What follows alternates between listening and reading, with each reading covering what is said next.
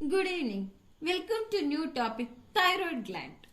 Thyroid gland, it is a highly vascular endocrine gland which regulates basal metabolic rate. Okay. So which are the hormones secreted by the thyroid gland? Yes, very good. T3, T4 and calcitonin. Very good. So thyroid gland, it is highly vascular endocrine gland which regulates the basal metabolic rate. It secretes the hormones such as triiodothyronin, tetraiodothyronin and calcitonin. Let us see what are the special features of the thyroid gland. Storage of hormones, and it depends the external environment for raw material. Okay, such as iodine. So where it is located? It is located in front and side of the trachea opposite to C5 to T1 vertebra. So what is the location of the thyroid gland? It is situated in front of the neck and side of the trachea opposite to C5 to T1 vertebra. And its weights about 25 gram. Okay, is it clear? It is about 25 gram weight. Where it is situated? It is situated in front of the neck, that is opposite to C5 to T1 vertebra. So let us see the coverings of the thyroid gland. Thyroid gland, it is covered by two capsule. That is, one is true capsule and the other one is false capsule. How the true capsule is formed? It is formed by the condensation of the connective tissue of the glands. So the venous plexus that lies deep to the true capsule. And the false capsule, it is derived from pretracheal fascia, in which it is attached superiorly to the hyoid bone. Okay, inferiorly it is attached to the apex of the pericardium. So we can see that the false capsule, thickening of the false capsule, it is known as ligament of Berry. It connects the gland to the cricoid cartilage. Got it? The thickening of the false capsule is known as ligament of Berry. It connects the gland to the cricoid cartilage. So here you can see the thyroid gland. This is the thyroid gland in which it is attached by the true capsule. This is the true capsule. And this is the false capsule. You can see the outermost one which is covered by the false capsule. So how the true capsule is formed? The true capsule is formed by the condensation of the connective tissue, and the false capsule, it is formed by the pretracheal fascia. Clear? Next, while coming to the parts of the thyroid gland, it is an H shape. You can see the gland is H shape. It got two lobes, that is two lateral lobe. Here you can see one lobe and here you can see the other lobe, which is connected by an isthmus. Okay, from the isthmus, occasionally small upward projection. You can see one small projected lobe here. From the isthmus, it is known as pyramidal lobe. So from the pyramidal lobe till the hyoid bone, one fibromuscular band is connecting. Okay, this is known as levator glandulae thyroidea. Okay, is it clear? So the thyroid gland, it is H shape. It got two lobes, that is two lateral lobe, which is connected by an isthmus, and one small upward projection, that is the pyramidal lobe, which is connecting from the isthmus, and one fibromuscular band which is connecting from the pyramidal lobe to the hyoid bone is known as levator glandulae thyroidea. Okay. While coming to the external features, it is pyramidal in shape. It got an apex, base, three surface, lateral, medial, posterolateral, and it got two borders, anterior and posterior borders. So let us see the relations. Apex, it is sandwiched between inferior constrictor muscle medially and sternothyroid laterally. So the apex, it is related to the superior thyroid artery and external laryngeal nerve. Then while coming to the base, it extends up to fourth or fifth tracheal ring. It is related to recurrent laryngeal nerve and inferior thyroid artery. So here you can see the apex. The apex, it is related to the inferior constrictor muscle. This is the inferior constrictor muscle medially, and sternothyroid laterally. You can see the muscle here, sternothyroid laterally. The apex, it is related to the superior thyroid artery and external laryngeal nerve. Okay, is it clear? And the base, it is related to the tracheal ring. And it is related to the inferior thyroid artery and recurrent laryngeal nerve. While coming to the surface of the thyroid gland, we are having lateral surface. It is also known as superficial surface. Remember 4S. Okay, sternothyroid, sternohyoid, superior belly of omohyoid and sternocleidomastoid muscle. Okay, got it?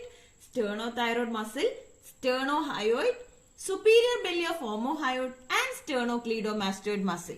Here you can see that from inner to outer we are having sternothyroid, sternohyoid, superior belly of omohyoid and lastly we are having the sternocleidomastoid muscle. Okay. So next it is the medial surface.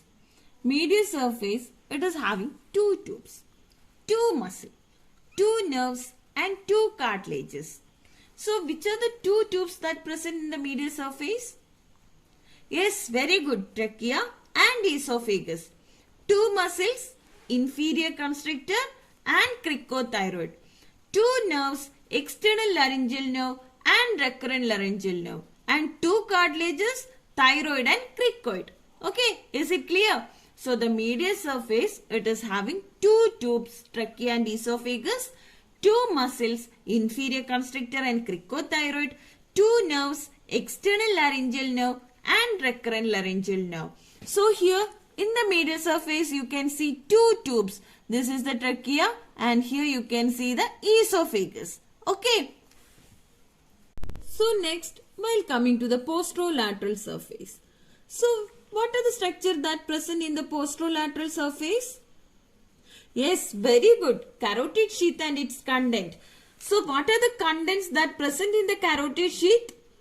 Internal jugular vein, vagus nerve and common carotid artery. So here you can see this is the carotid sheath with its content, internal jugular vein, common carotid artery and vagus nerve. Okay, is it clear? So hope you that cleared about the surfaces. So which are the surfaces? Lateral and superficial surface, medial surface and posterolateral surface. So what are the structures that present in the superficial surface? Sternothyroid, sternohyoid, superior belly of omohyoid and sternocleidomastoid muscle. Very good. Then what about the medial surface? It is having two tubes, two muscles, two nerves and two cartilages. So which are the two tubes? Trachea and esophagus. What about two muscles? Inferior constrictor and cricothyroid. Two nerves, external laryngeal nerve and recurrent laryngeal nerve. Then what about the cartilages? Thyroid and cricoid. Very good. Then what about the posterolateral surface? Carotid sheath and its content. What are the contents that present in the carotid sheath? Common carotid artery, vagus nerve and internal jugular vein. Very good. Next, while coming to the borders of the thyroid gland, it got two borders, anterior border and posterior border. Anterior border, it is having anterior branch of the superior thyroid artery. So, what about the posterior border? Posterior border, inferior thyroid artery, which is anastomosis with the posterior branch of the superior thyroid artery. Okay.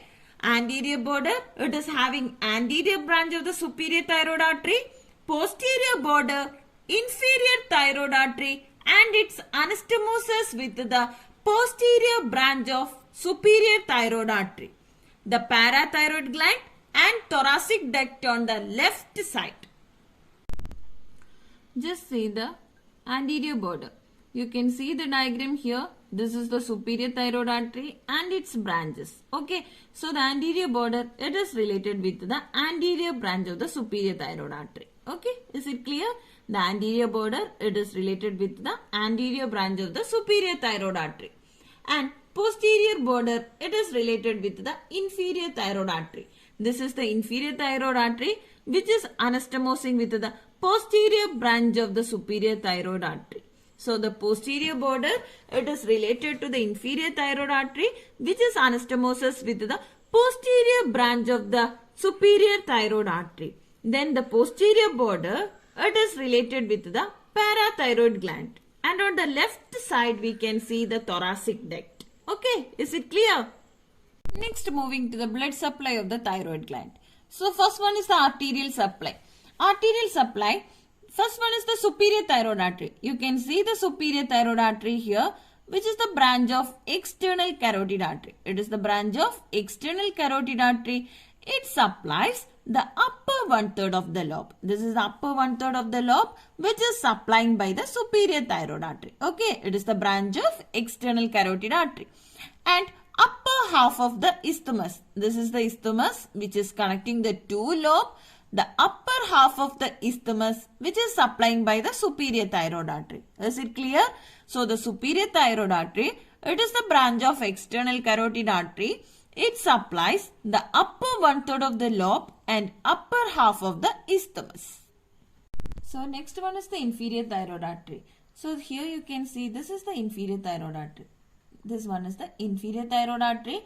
It is a branch of thyrocervical trunk. This is the thyrocervical trunk from the first part of the subclavian artery. It supplies lower two-third of the lobe. It supplies lower two-third of the lobe and lower half of the isthmus. Okay, so the upper one-third of the lobe and upper half of the isthmus is supplying by the superior thyroid artery, and lower two-third of the lobe and lower half of the isthmus is supplying by the inferior thyroid artery. Next artery is the thyroidema artery. In 30% cases only we can see the thyroidema artery. It is the branch of brachiocephalic trunk or directly from the arch of aorta. Here you can see this is the thyroidema artery. Okay, this is the thyroidema artery. It arises directly from the arch of aorta. Sometime it will arise from the arch of aorta or sometime it will arise from the brachiocephalic trunk. Only in 30% of cases we can see this thyroidema artery. Okay, which is supplying directly to the isthmus.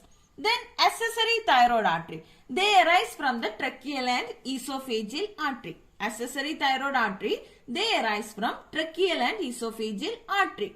So what about the arterial supply? We are having 4 arteries: superior thyroid artery, inferior thyroid artery, thyroidema artery and accessory thyroid artery. Okay, superior thyroid artery, it is a branch of which artery?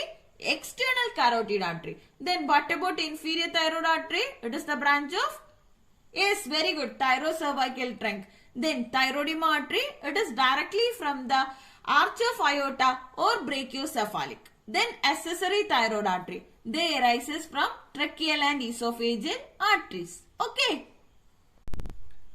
Same like arterial supply, we are having venous drainage. Superior thyroid vein. So here you can see the superior thyroid vein. This is the superior thyroid vein which drain into the internal jugular vein. Okay, which is drain into the internal jugular vein. You can see the internal jugular vein here. Superior thyroid vein drain into the internal jugular vein. Then the middle one. This is the middle thyroid vein which is drain into the internal jugular vein. It is also draining into the internal jugular vein.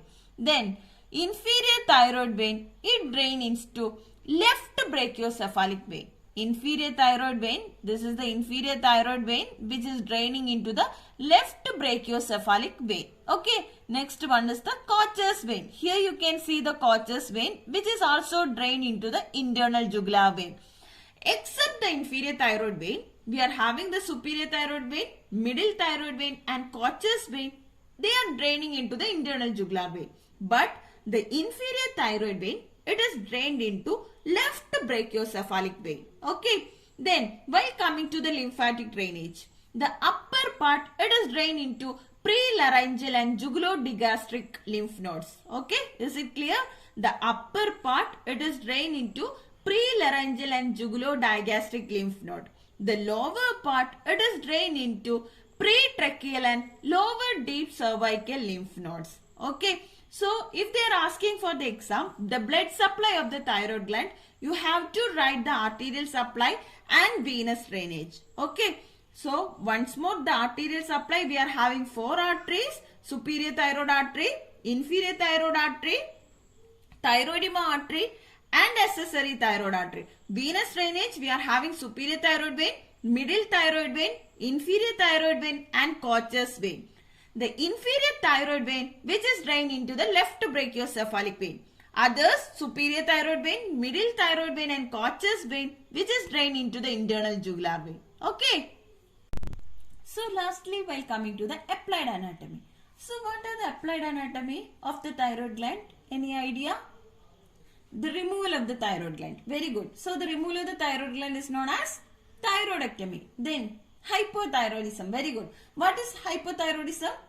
Insufficient secretion of T3 and T4. So what are the symptoms? Cretinism in children, myxedema in adult.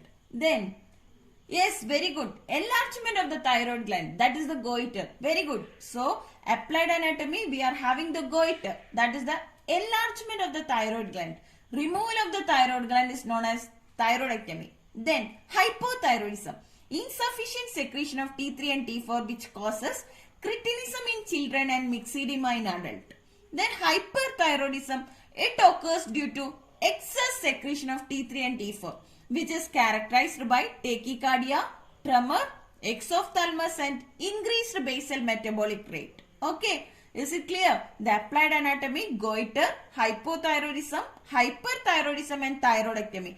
Thyroidectomy means the removal of thyroid gland, goiter, enlargement of the thyroid gland, insufficient secretion of T3 and T4 is known as hypothyroidism. Excessive secretion of T3 and T4 is known as hyperthyroidism. Okay.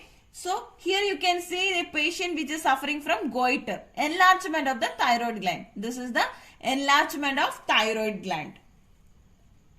So, hyperthyroidism, exophthalmos. Here you can see the bulging of the eye. That is the exophthalmos. Okay. So, let us see the symptoms due to the enlargement of the thyroid gland. Remember the mnemonic 3D. Okay. Dyspnea, dysphagia and dysphonia. Dyspnea means difficulty in breathing. Dysphagia means difficulty in swallowing. Dysphonia means hoarseness of voice. So how this difficulty in breathing will occur? There will be pressure on the trachea. Dysphagia due to the pressure on the esophagus and dysphonia it is due to the pressure on the recurrent laryngeal nerve which lies in the tracheoesophageal groove. So, hope you understood the thyroid gland with its external features, location, arterial supply, venous drainage and applied aspect. So, thank you. Thank you for watching.